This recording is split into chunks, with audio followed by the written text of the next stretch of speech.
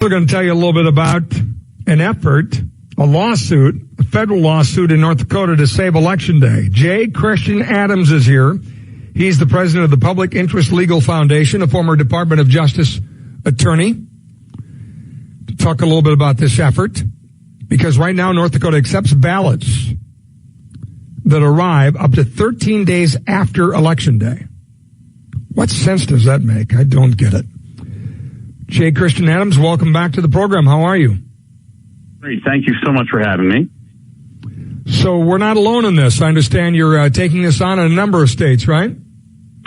Well, right. Part of the problem is we don't have certainty on Election Day. Remember the good old days where we knew who won, we knew who lost, and there wasn't this fracture in the country over these endless elections. And unfortunately, some states get it done right on election night, like Florida gets the results in.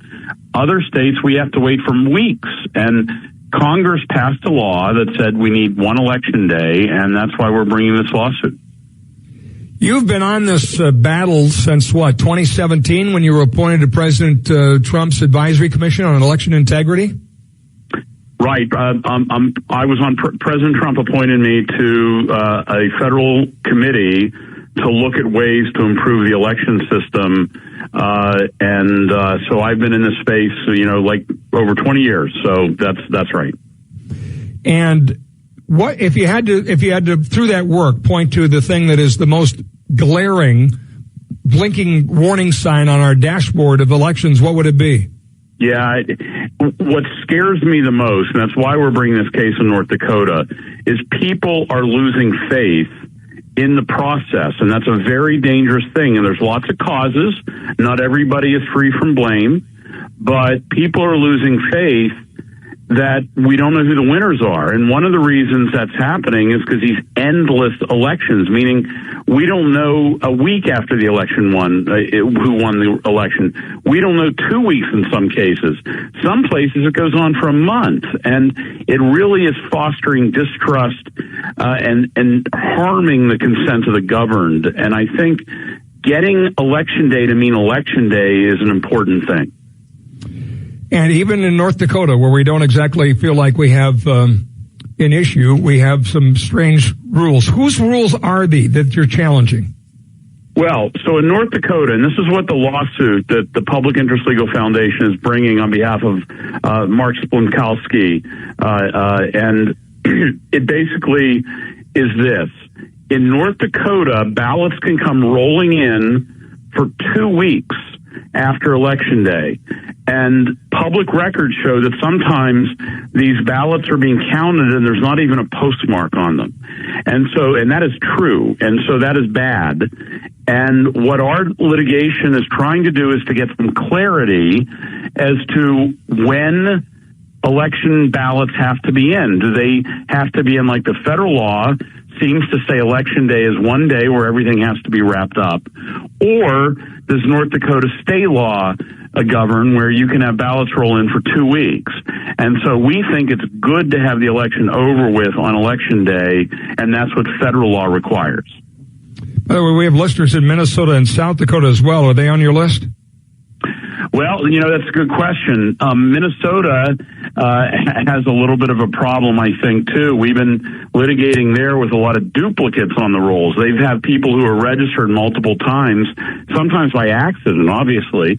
And, every state has their own version of how to make things better. But in North Dakota, we shouldn't be having Election Day go on for 2 weeks after the election. And you're talking about the challenge being based on what is black and white in federal law, right? Right. And don't forget, under the Constitution, federal law, if there's a conflict between federal and state law, the federal law wins. And federal law sets Election Day, and we believe says that elections need to be wrapped up by Election Day. The Congress wanted finality. They wanted clarity because they knew the mischief that can go on if you just keep having ballots come rolling in. It's not how it's supposed to be.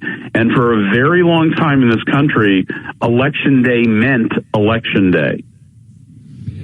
Yeah, now there's early voting, as you say, the time given for ballots after. What do you think of early voting? Well, the courts have dealt with that, and that's different from our case. The courts have said that as long as it's wrapped up by Election Day, then early voting is up to the states. That you can just have some, early absentee ballots voted, or you can have places where people go vote to take the pressure off, the actual election day. So it's not everybody in one day trying to get in. But what the courts have said is that it's supposed to be done by election day. That doesn't keep going on for 13 days like it does in North Dakota. Yeah. What happens when you have that policy? When you let it linger 2 weeks past election day, what's the pitfalls there? All kinds of things.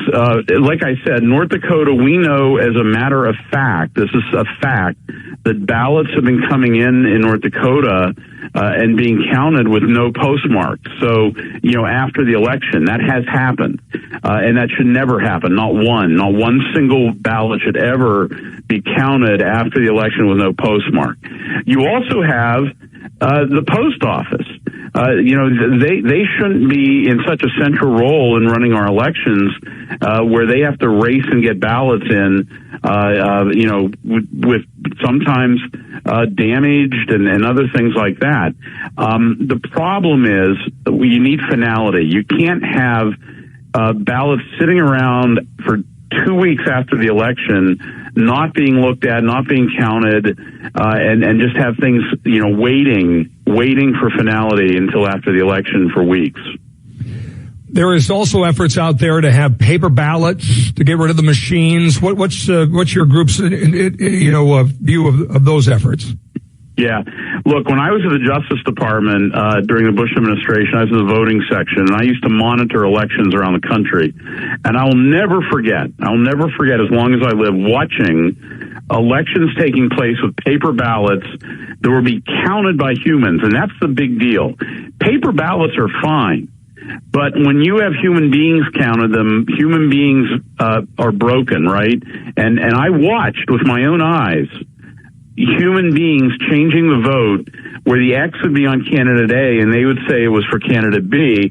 And this is particularly problematic in essentially one-party areas, right? Where it's only one party in charge, roughly, because of just the population. And so the best method of election, I think, are paper ballots, so you can validate the results afterwards if you need to, but have them counted by like an optical scanner, like you do your test scores in high school. That you feed the ballot into the optical scanner. You can validate it by doing a hand count if you need to. But that has proven to be the best way to run an election in the country. So paper ballots, yes, but a machine to count is okay. Or a scanner. A machine is not like a Diebold, touch screen. It's an actual technology that is like, decades old and simple, and you just fill in the oval like people have done many times.